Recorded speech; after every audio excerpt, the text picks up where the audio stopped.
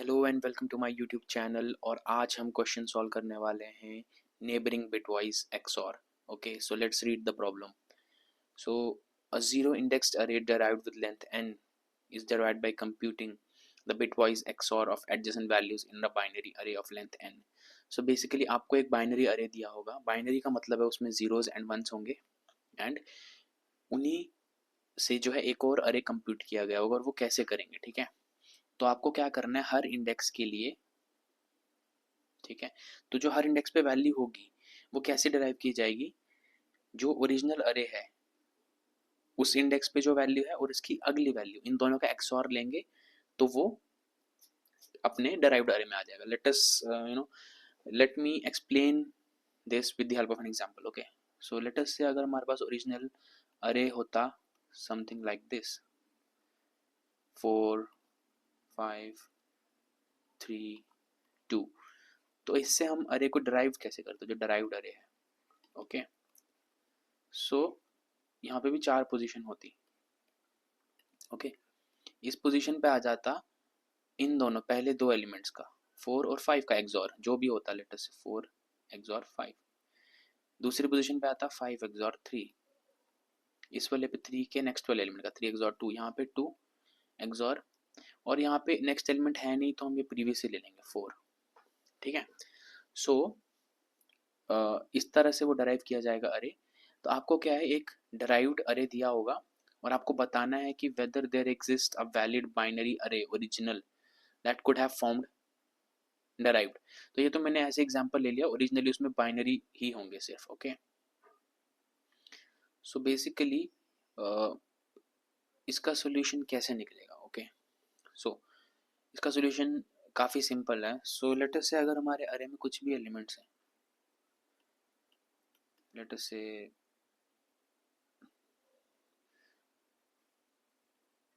अरे of 0 0th index पे कुछ है, 1 पे कुछ है, सो ऑन टिल अरे ऑफ n-1। ओके, तो अब जब इससे डराइव करोगे आप अरे, तो वो क्या होने वाला है, तो वो होने वाला है अरे ऑफ 0 एक्सॉर अरे ऑफ 1। ये हो जाएगा हमारा पहला element.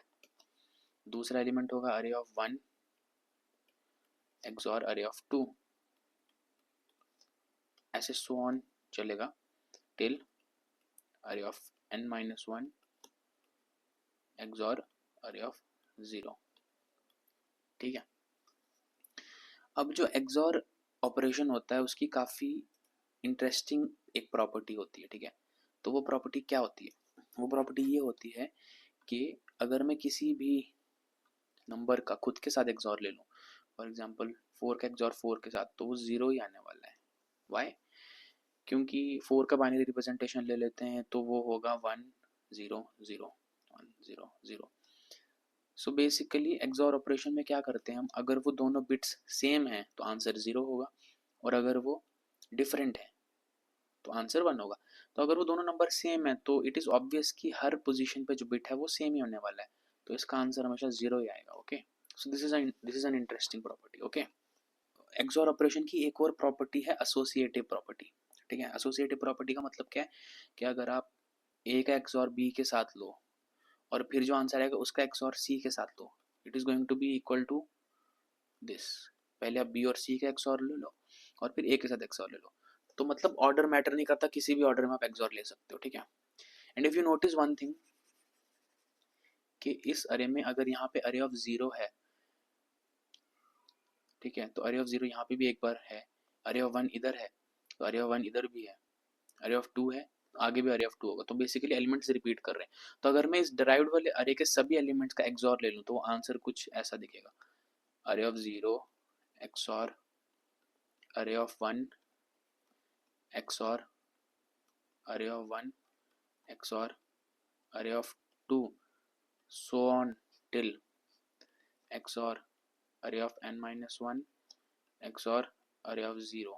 Okay, so basically order matter नहीं करता। तो अगर मैं पहले इसका और इसका XOR ले लूँ तो आंसर 0 आएगा। वैसे मैं इस 1 और इस 1 का ले सकता हूँ, इस 2 और अगले 2 का ले सकता हूँ, तो सभी XOR मिलजुल के 0 ही होंगे, 0 0 0, आंसर 0 होगा। सो बेसिकली अगर वो डिराइव्ड अरे जो है वो एक्चुअल में पॉसिबल है, तो उसके सभी XOR का आंसर 0 ही होने वाला है, और अगर वो 0 नहीं है then it is not possible. So now let's try to code this problem. Okay, सबसे पहले तो हम आंसर करके एक वेरिएबल बनाते हैं जो कि 0 है. सो XOR ऑपरेशंस में जो आइडेंटिटी वैल्यू होती है वो 0 होती है, मतलब कि आप किसी भी एलिमेंट का 0 के साथ XOR करो तो वो सेम रहता है, जस्ट लाइक प्रोडक्ट ऑपरेशन में 1 इज आइडेंटिटी वैल्यू. ओके, सो अब हम क्या करेंगे, पूरे डिराइव्ड अरे पे इटरेट करेंगे. ओके, एंड हम XOR करते जाएंगे आंसर का x के साथ. ओके, और हमारे पास एक फाइनल आंसर आएगा, और अगर वो आंसर की वैल्यू 0 होती है तो हम ट्रू रिटर्न कराएंगे, वरना हम फॉल्स रिटर्न करवा देंगे, क्योंकि अगर वो किसी एक वैलिड अरे से मिलके वो डिराइव्ड अरे बना है, सो इट इज ऑब्वियस, जो भी मैंने पहले लॉजिक एक्सप्लेन किया उस लॉजिक से ऑब्वियस है कि डिराइव्ड अरे के सभी एलिमेंट का XOR 0 होने वाला है. So we can return true if it's 0, else we can return false. अब ये तो काफ़ी स्पेसिफिक सा प्रॉब्लम है जहाँ पे सिर्फ बाइनरी अरे दिया होगा वंस और जीरोस का. अगर आप किसी भी एक अरे पे ये अप्लाई करेंगे तो उसके लिए भी ये ट्रू होगा, ट्रू होने वाला. Okay, so let's run it.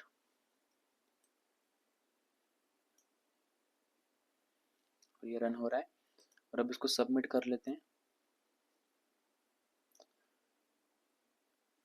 और ये सबमिट भी हो चुका है. और बात कर लेते हैं इसकी टाइम कॉम्प्लेक्सिटी की, तो इसकी time complexity big of n, एक ही फॉर लूप लग रही है, और इसकी स्पेस कॉम्प्लेक्सिटी है constant. So thanks a lot for watching, see you in the next video.